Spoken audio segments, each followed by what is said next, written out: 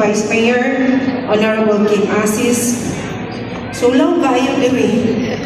At the same time, init. No?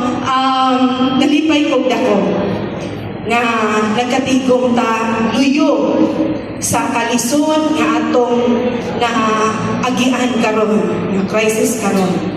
Sa akong pagpadayon, ang akong dakong pagtahod sa atong mga kagawad dinhi sa atong barangay poblasyon, present karong gabi una, o ang atong dinala ko isa-isahon kay makailan na magyud mo, o niya ang atong mga iski kagawads na mo'y nagpaluyo niini kaning tanan programa kani sa atong iski. So daghan kay salamat sa atong iski chairman Honorable G-Boy Banyosha sa iyahang paghatag yun niini nga ligaw at the same time magpakita nato sa atong mga bayuganon nga aduna kitay daghan nga mga gwapa dinhi sa atong barangay poblasyon.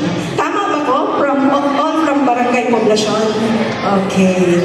So, ang atong pong mga hurado, karong gabi una, ang mga gwapa kaayo, ana sila. Later, i-introduce sila sa atong MC.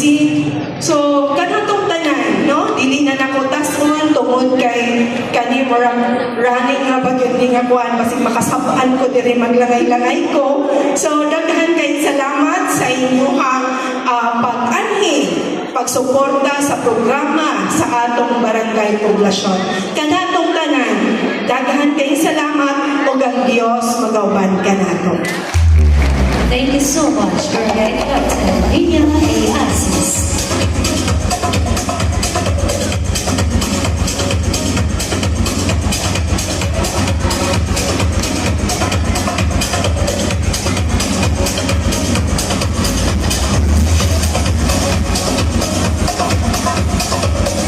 Pagtahod sa atong City Mayor,